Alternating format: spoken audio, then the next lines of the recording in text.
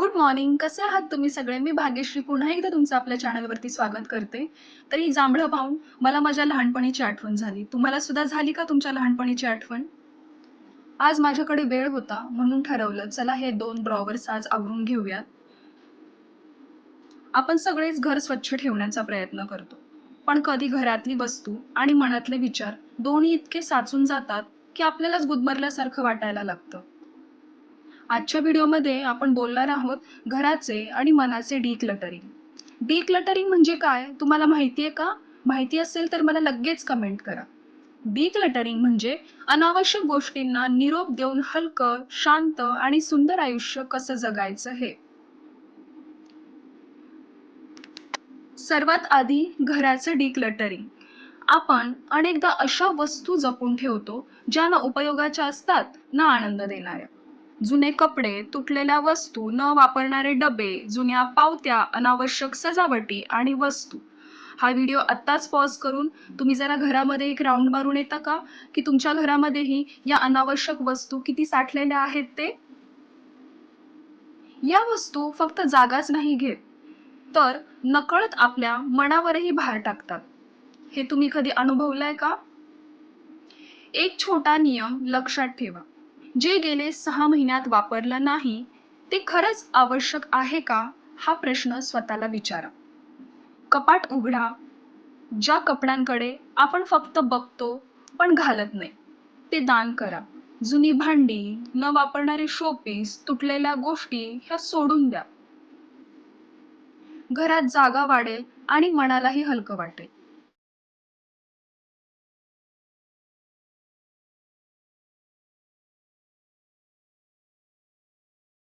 जास्ती करून कपड्यांच्या बाबतीत, की वर्ष 2 वर्ष 3 वर्ष वर्षानुवर्ष हे कपडे कपाटात तसेच पडलेले असतात. दरवेळी कपाट उघडलं की मी फक्त त्या कपाटातल्या कपड्यांकडे बघते आणि ते कपडे माझ्याकडे बघतात. मी वाट पाहते कधी ती योग्य वेळ येईल आणि मी ते कपडे घालेल, आणि ते कपडेही वाट पाहतात कधी हिची योग्य वेळ येईल, आमचा वापर होईल. तर असं करून करून मला शेवटी कळालं आहे की जे कपडे, ज्या वस्तू आपण वर्षानुवर्ष वापरत नाहीये, ज्यांचा आपल्याला खरंच उपयोग होत नाहीये, त्या वस्तूंचं डिक्लटरिंग करणं खूप गरजेचं आहे.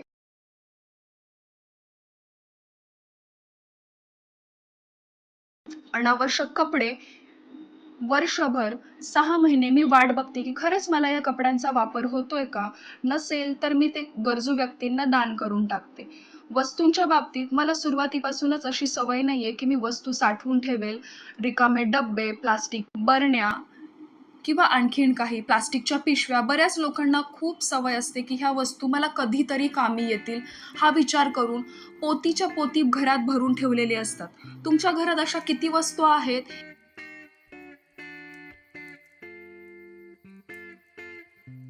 आता हे झालं घराचं. पण मनाच्या डिक्लटरिंग बद्दलचं काय म्हणणं आहे तुमचं?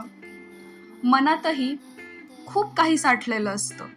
जुने राग, तक्रारी, अपेक्षा, भीती, तुलना आणि लोक काय म्हणतील हा सर्वात मोठा विचार.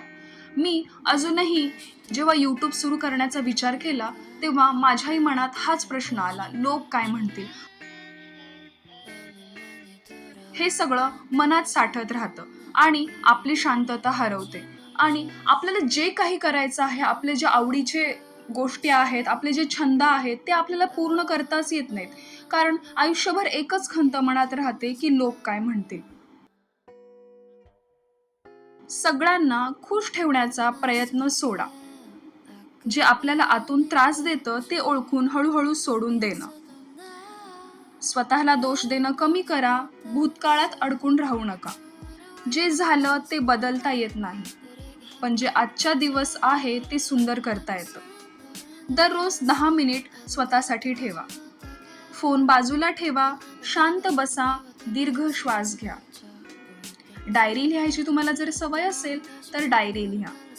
किंवा फक्त स्वतःला विचारा, मी खरंच कशामुळे थकते. तुम्हाला जर या प्रश्नाचं उत्तर मिळालं तर त्याच्यावरती वर्क करायला सुरुवात करा. उत्तर मिळायला हळूहळू सुरुवात होईल.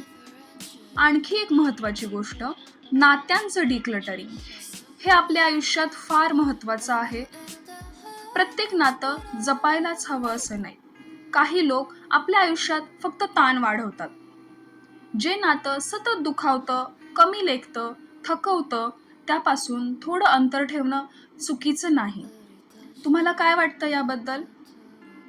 शांतता निवडणं स्वार्थीपणा बिलकुल नाही. आपल्या घरात जशी हवा खेळती हवी, तसंच आयुष्यातही सकारात्मक ऊर्जा हवी. आणि हे तेव्हाच शक्य होतं, जेव्हा आपण अनावश्यक गोष्टींना नाही म्हणायला शिकतो. डिक्लटरिंग म्हणजे फक्त साफसफाई नाही, ती स्वतःवर केलेली एक सुंदर गुंतवणूक आहे.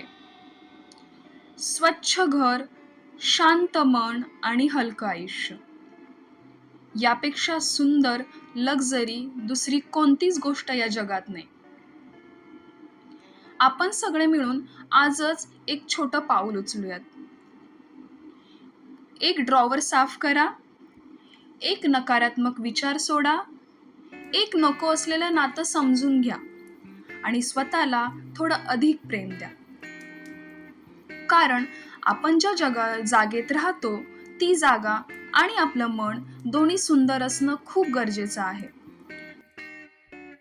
जर हा व्हिडिओ तुम्हाला आवडला असेल तर लाईक करा, शेअर करा आणि आपल्या चॅनलला सबस्क्राईब करायला विसरू नका.